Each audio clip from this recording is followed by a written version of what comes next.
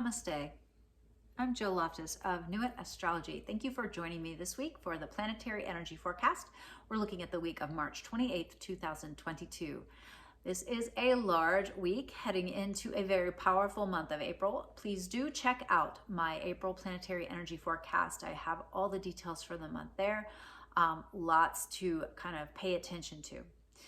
This week, I want to first mention that the nodes of the moon are going to be very active. They're going to be very active for the next few weeks. I did also drop a special video on what's happening with the nodes of the moon, but for this entire week, think about the Scorpio and Taurus areas of your chart. They're going to be blessed by Neptune and they're going to be challenged by Saturn, all right? And so high vibe Neptune essential this week, really staying inspired, be artistic, express yourself, connect spiritually. Watch out for shadow Neptune energy. There can be a lot of energy behind this illusion, delusion, confusion energy.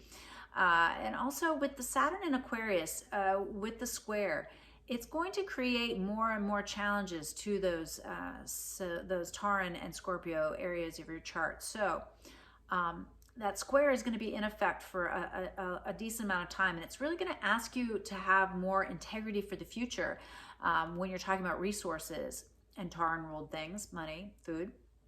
And also I see it as being a week of exposed, or a time of exposed secrets, in particular with that South Node being challenged in Scorpio. It's also a marvelous time to really connect spiritually. And even though, sometimes I think about some of the challenges that we're being faced as individuals, but also as humanity right now, the answer is spiritual. And sometimes it isn't until tragedy unfolds, it isn't until things get hard that we start looking for what the answers are. What is the big picture, the cosmic picture, right? The spiritual picture of things. So keep that in mind as we venture through the week. Now keep in mind that Mercury is newly in Aries, so there's a lot of Aries energy, particularly at the end of the week. But the beginning of the week, it's Aqua time. Aquarius energy is huge on Monday, and the moon is going to activate it all. So the moon is going to sweep through, and I want to make sure I get the order right. It's going to hit Mars, Venus, Saturn, and then Venus is going to come and touch Saturn, all right? So Venus on the Saturn is really going to, I would imagine there's going to be some financial impact to that, or something that has to do with money or resources. Venus, of course, is the ruler of Taurus, so this is another thing. And keep in mind, because these are all close together to Saturn, all of these points are getting squared by the nodes, okay? So Monday is a really important day to kind of get a bigger, broader picture about what's happening and what's really going to withstand the transit of Saturn, right? Saturn just wants integrity. Saturn wants it to be built to last. And so any flimsiness will begin to show its cracks and fissures on Monday. So pay attention to that, all right? Now, let's see, we go into, that's another thing I wanted to mention about Monday. Monday on the East Coast of the United States, the moon voids out around 10 o'clock in the morning and does not slip into the next sign or aspect, another thing, until the middle of the night on Tuesday. So even though this Monday energy is going to be really it's going to be a little hard to get traction. It's not a great day to sign contracts, make big decisions, turning point type of things, if it's in that moon void zone. So wherever time zone you are, make sure you're aware of what's going on in that moon void. All right. So we've got Tuesday the 29th. We've got a lovely beam of energy from Moon Uranus. All right. So Tuesday is the day to kind of keep yourself dialed in for potential insights and sparks of imagination, things, solutions that suddenly present themselves. Pay attention to that on Tuesday. On the 30th, we've got the moon going over Jupiter and going into Neptune. Now remember, Jupiter is approaching Neptune, getting ready for that conjunction. So this is kind of a dreamy, inspired energy as well. I would pay attention to that day. Venus comes into the precise square to the nodes that day as well. So again, you may have this like dreamy inspiration, and then it's like reality check. That's okay. Be grateful for those reality checks. We want to know, right? We want to know where the bumpers are. So that's our really, I think, positive. And then as we go on to the 31st, the moon moves into Aries and is going to conjunct with Mercury. So think, your emotions and your mind both on Aries energy. So fiery. Watch out for arguments. Watch out for aggression. This is a marvelous energy to start getting things done, though. You may have ideas. You're going to want to be independent. You're going to be working hard. This is a great day to go exercise, go to the gym, or go for the power walk, or set that audacious list of goals, because we are entering into that new moon on Friday, April 1st at 11 degrees of Aries.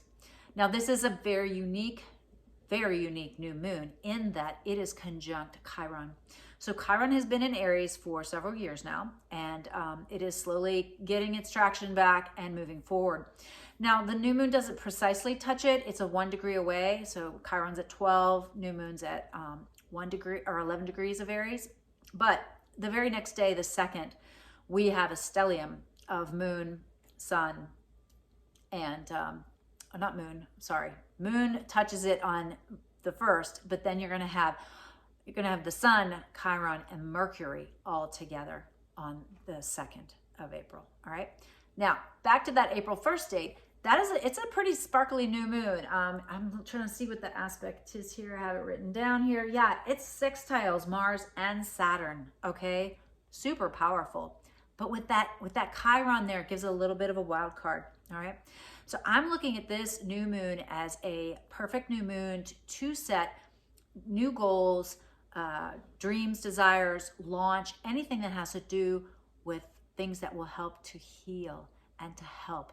Okay, remember, Chiron was the mythological teacher of the gods' children. He taught mathematics and healing techniques. He taught astronomy and astrology.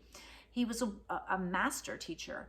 And so if you want to learn something, this is a great way to start it. If you want to learn a healing technique, this would be a great launch to that.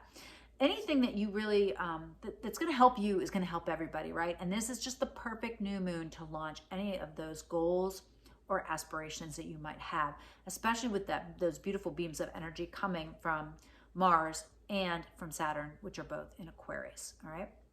So it's a very powerful new moon.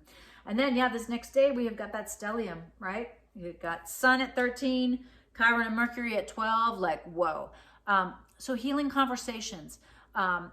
People will be wearing their wounds openly. People will be wanting to talk more about what hurts and how it's been hurting them. And it really is going to be a time where you can really pay attention to that old axiom, hurt people, and healed people, heal people. So this is a powerful weekend for you to decide which one of those people that you are, and to make choices, better choices and decisions. To really kind of open up and discuss some of these things that might be really painful or triggering. We might also see some very broader attempts to heal or help. It should be very interesting. Do watch for headaches, though. Keep in mind that Aries does rule the head. And so with Chiron conjunct the sun and with the moon there and then Mercury there, watch out for headaches, stay hydrated. Make sure you are, if you're feeling a lot of emotion too, that you have a positive outlet for that, okay? If you're really feeling that all that Aries energy and you're, stuck at a desk all day dealing with, like, I don't know, complaining people or something like that, that could really build up and cause a real problem in your internal nervous system or vascular system. So make sure you're moving these things as you experience them. Let that flow, keep that flow. All right, and then on the 3rd, we've got that Saturn precise square to the nodes. So I'm really paying attention to that April 3rd, that Sunday, to just kind of see what the symbols are in the broader sense of what's happening with the nodes, Taurus, Scorpio, in that precise square to Saturn. So you'll also probably see some very, some kind of news that day, something about the larger cycles of things that will help you understand what the lesson is of this transit of the nodes in Saturn. So, and then that leads into, again, the rest of April. Very, very powerful time. Please do check in with the planetary energy forecasts each week. I will do my best to guide you through it so that you can find the highest vibration and work with the energies of change, dramatic change that are coming towards us. All right. Well, I do hope this was helpful, useful to you. If it was, please like it. Please share with your friends. That helps the channel to grow. And I will look forward to seeing you in one of our other videos here or in next week's planetary energy forecast. All right. Wishing you positive, beautiful new moon vibes. Namaste. Bye.